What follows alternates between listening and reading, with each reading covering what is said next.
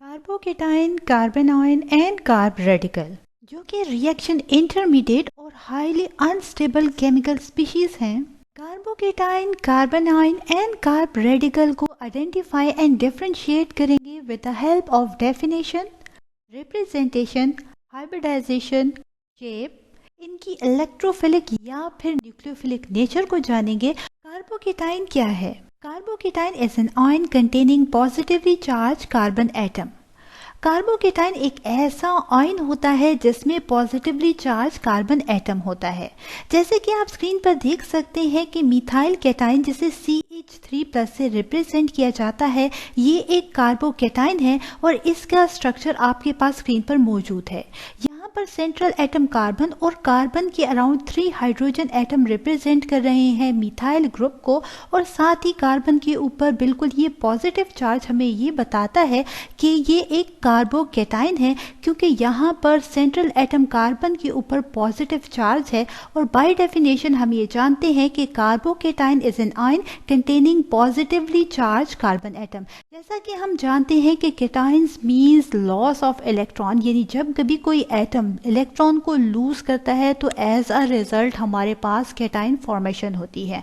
चलिए जानते हैं that what is carbanion. Carbanion is an ion containing negatively charge carbon atom, यानी carbanion एक ऐसा आयन होता है जिसमें कार्बन एटम के ऊपर नेगेटिव चार्ज होता है।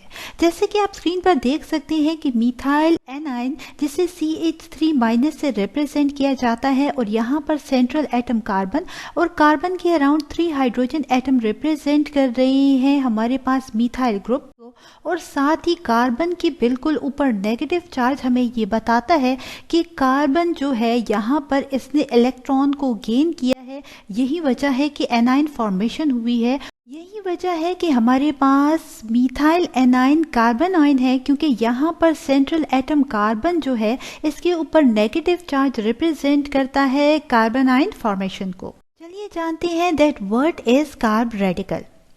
Carb radical is a free radical where carbon containing unpaired electron, यानी कार्ब रेडिकल एक ऐसा फ्री रेडिकल या रेडिकल होता है जहां कार्बन के पास अनपेयर्ड इलेक्ट्रॉन मौजूद होता है। जैसे कि आप स्क्रीन पर देख सकते हैं मिथाइल रेडिकल जिसे CH3 डॉट से रिप्रेजेंट किया जाता है, यहाँ पर डॉट रिप्रेजेंट कर रहा है अनपेयर्ड इलेक्ट्रॉन को। स्क्रीन पर आप देख सकते हैं कि हमारे पास यहाँ पर स्ट्रक्चर मौजूद है मिथाइल रेडिकल का। मिथाइल रेडिकल जिसमें सेंट्रल एटम कार्बन और कार्बन के अराउंड 3 हाइड्रोजन एटम्स रिप्रेजेंट करते हैं हमारे पास मिथाइल ग्रुप को, और साथ ही आप देख सकते हैं कि यहाँ पर अनपेयर्ड इलेक्ट्रॉन ये बताता है कि हमारे पास मिथाइल रेडिकल जो है ये एक कार्ब रेडिकल है, क्योंकि यहाँ पर अनपेयर्ड इलेक्ट्रॉन बताता है कि ये एक फ्री रेडिकल है। इन शॉर्ट हमारे पास अगर सिंपलेस्ट एग्जांपल्स की बात की जाए कार्बोकेटाइन, कार्बेनॉइन और कार्ब रेडिकल की तो वो आप स्क्रीन पर देख सकते हैं। मिथाइल केटाइन हमारे पास सिंपलेस्ट एग्जांपल है कार्बोकेटाइन की, मिथाइल एनाइन हमारे पास सिंपलेस्ट एग्जांपल है कार्बेनॉइन की, जबकि मिथाइल रेडिकल हमारे पास एग्जांपल है कार्ब रेडिकल की। मिथाइल केटाइन, मिथाइल एनाइन और मिथाइल रेडिकल तीनों को डिराइव किया जाता है मीथेन मॉलिक्यूल से। चलिए जानते हैं कि कार्बोकेटाइन, कार्बेनॉइन और कार्ब रेडिकल किस टाइप की हाइब्रिडाइजेशन शो करते हैं। क्या ये हाइब्रिडाइजेशन sp3, sp2 या फिर sp हाइब्रिडाइजेशन है। जैसा कि मैंने अपनी एक प्रीवियस वीडियो जो कि हाइब्रिडाइजेशन टिप्स एंड ट्रिक्स पर बनाई थी, और इसमें ये बताया था कि वो सिंपलेस्ट ट्रिक क्या है जिसके ज़रिए हम इजीली किसी भी मॉलिक्यूल या आयन में टाइप ऑफ हाइब्रिडाइजेशन को मालूम कर सकते हैं, और वो ये कि हम एक फॉर्मूला यूज़ करें जिसमें हम काउंट करेंगे टोटल नंबर ऑफ सिग्मा या सिंगल कोवेलेंट बॉन्ड को plus total number of lone pair electrons को। तो अगर हमारे पास total number of sigma bond plus total number of single covalent bond में 4 हाइब्रिड ऑर्बिटल फॉर्मेशन होगी, तो याद रखिए कि ये sp3 हाइब्रिडाइजेशन को शो करेंगे। अगर total number of sigma bond plus lone pair of electrons जो होंगे हमारे पास 3 हाइब्रिड ऑर्बिटल्स होंगे, तो वो sp2 हाइब्रिडाइजेशन को शो करेंगे। और अगर हमारे पास total number of sigma bond plus lone pair of electrons 2 hybrid orbitals को शो करेंगे, तो ये sp हाइब्रिडाइजेशन होगी। اس میں ہائبرڈائزیشن پر میں نے اپنی اس ویڈیو میں ڈیٹیل سے بتایا ہے کہ ایزلی ہم کس طریقے سے ٹائپ آف ہائبرڈائزیشن کو فائنڈ آؤٹ کر سکتے ہیں. لنک میں ڈسکرپشن میں دے دوں گی. اگر آپ نے دیکھنی ہو یہ ویڈیو اور ڈیٹیل میں جاننا ہو ہائبرڈائزیشن کو تو پلیز آپ یہ ویڈیو ضرور دیکھیں. ان شارٹ ہمارے پاس ٹائپ آف ہائبرڈائزیشن کو فائنڈ آؤٹ کرنے کے لیے ہمیں ضرورت ہوتی ہے کہ ہم کاؤنٹ کریں total number of sigma bonds plus total number of loan pair of electrons کو. یاد رکھیں کہ ہمارے پاس جو سگما بانڈ ہوتے ہیں تمام سنگل کوویلنٹ بانڈ جو کہ 1 الیکٹران پیئر کی میوچل شیئرنگ سے جن کی فارمیشن ہوتی ہے ان کو سگما بانڈ کہا جاتا ہے. چلیے یہاں پر فائنڈ آؤٹ کرتے ہیں سب سے پہلے کاربو کیٹائن کے کیس میں کہ ٹائپ آف ہائبرڈائزیشن کیا ہے. In case of carbo cation آپ اسکرین پر دیکھ سکتے ہیں کہ کاربن اور ہائیڈروجن کے درمیان یہاں پر 1 2 اینڈ 3 الیکٹران پیئر کی شیئرنگ ہو رہی ہے یعنی 3 سگما بانڈ فارمیشن ہو رہی ہے. ساتھ ہی یہاں پر کوئی لون پیئر الیکٹران موجود نہیں. یہی وجہ ہے کہ 3 سگما بانڈ فارمیشن ریپرزینٹ کرتا ہے sp2 ہائبرڈائزیشن کو in case of کاربوکیٹائن. In case of carbon ہم فائنڈ آؤٹ کرتے ہیں ٹائپ آف ہائبرڈائزیشن کو. یہاں پر total number of sigma bond کی اگر بات کی جائے تو یہاں پر 1 sigma bond 2 sigma bond and 3 sigma bond formation ہو رہی ہے ان کیس آف کاربن آئن میں. ساتھ ہی آپ یہاں پر دیکھ سکتے ہیں کہ 1 لون پیئر الیکٹران بھی موجود ہے ان کیس آف کاربن آئن میں. لون پیئر الیکٹران جسے ان شیئرڈ الیکٹران پیئر بھی کہا جاتا ہے کیونکہ یہ جو الیکٹران پیئر ہوتا ہے یہاں پر کسی دوسرے ایٹم کے ساتھ شیئر نہیں ہوا. تو یاد رکھیں کہ ہمارے پاس ہائبرڈائزیشن کو فائنڈ آؤٹ کرنے کے لیے ہمارے پاس سگما بانڈ اور ساتھ ہی لون پیئر الیکٹران کو بھی کاؤنٹ کیا جاتا ہے. سو اس کیس میں ہمارے پاس 3 سگما بانڈ اینڈ ساتھ ہی 1 لون پیئر الیکٹران ریپرزینٹ کر رہا ہے 4 ہائبرڈ آربیٹلس کو اور 4 ہائبرڈ آربیٹلس ہمیں یہ بتاتے ہیں کہ یہاں پر type of hybridisation sp3 hybridisation ہے. چلیے فائنڈ آؤٹ کرتے ہیں کارب ریڈیکل کے کیس میں ٹائپ آف ہائبرڈائزیشن. تو یہاں پر again 1 sigma bond 2 sigma bond and 3 sigma bond formation ہو رہی ہے اور ساتھ ہی یہاں پر ایک ان پیئرڈ الیکٹران موجود ہے. یاد رکھیں کہ ان پیئرڈ الیکٹران یعنی کہ سنگل الیکٹران جو ہوتا ہے ہائبرڈائزیشن میں انوالو نہیں ہوتا. یہی وجہ ہے کہ اس الیکٹران کو ہم کاؤنٹ نہیں کریں گے. یہاں پر ہمارے پاس 3 سگما بانڈز ریپرزینٹ کر رہے ہیں sp2 ہائبرڈائزیشن کو. جیسا کہ wellness shell electron pair repulsion theory میں بھی ہم نے یہ ڈسکس کیا تھا کہ کسی بھی مولیکیول یا آئن کی شیپ میں ہمارے پاس bond pair and loan pair important role play کرتے ہیں.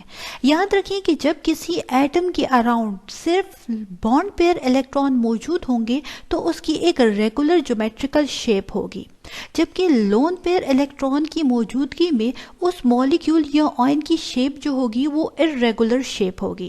جیسے کہ آپ اسکرین پر دیکھ سکتے ہیں کہ کاربوکیٹائن کے کیس میں سینٹرل ایٹم کاربن اور کاربن کے اراؤنڈ ہمارے پاس 3 الیکٹران پیئر ریپرزینٹ کرتے ہیں کہ ہمارے پاس کاربوکیٹائن کی شیپ ٹرائیگونل پلینر ہے جو کہ ایک ریگولر جیومیٹریکل شیپ ہے.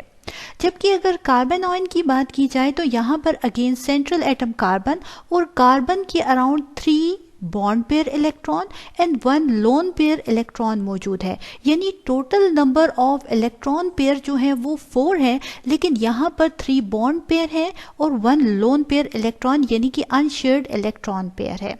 تو یاد رکھیں کہ یہاں پر ان شیئرڈ الیکٹران پیئر یعنی لون پیئر کی موجودگی کی وجہ سے اب کی بار جو ہمارے پاس شیپ آئے گی وہ ارریگولر شیپ ہوگی.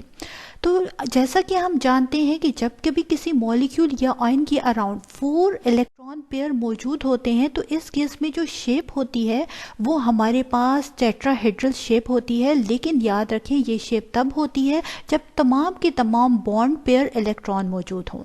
لیکن یہاں پر اس کیس میں 1 لون پیئر الیکٹران موجود ہونے کی وجہ سے ہمارے پاس جو شیپ ہوگی کاربن آئن کی وہ ہے پیرامڈل.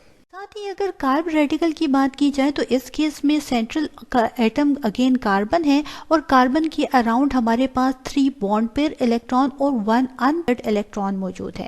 یاد رکھیں کہ ان پیئرڈ الیکٹران کسی مولیکیول یا آئن کی جو شیپ ہوتی ہے اس میں کوئی رول پلے نہیں کرتا. تو یہاں پر total 3 bond pair electron represent کرتے ہیں کہ کارب ریڈیکل کی جو شیپ ہے وہ ٹرائیگونل پلینر ہے.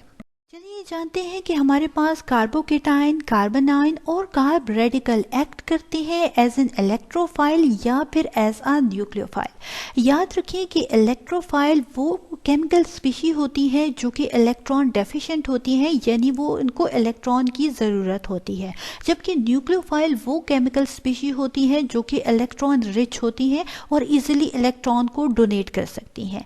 कार्बोकेटाइन के केस में आप देख सकते हैं सेंट्रल एटम कार्बन, और कार्बन के अराउंड हमारे पास 2, 3, 4 एंड 5, 6 इलेक्ट्रॉन्स मौजूद हैं, जबकि हम जानते हैं कि कार्बन एटम को अपने ऑक्टेट को कंप्लीट करने के लिए 8 इलेक्ट्रॉन्स रिक्वायर्ड हैं।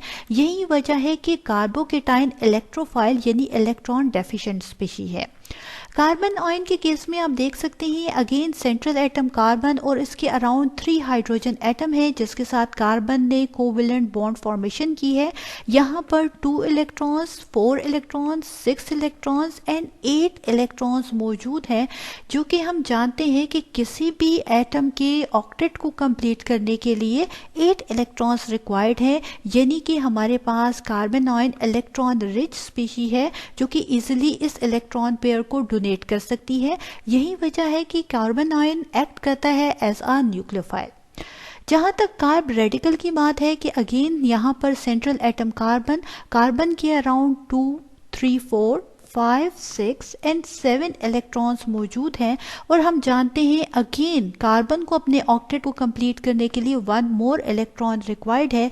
यही वजह है कि हमारे पास कार्ब रेडिकल एक इलेक्ट्रॉन डेफिशिएंट स्पीशी है और इसे इलेक्ट्रॉन रिक्वायर्ड है अपने ऑक्टेट को कंप्लीट करने के लिए।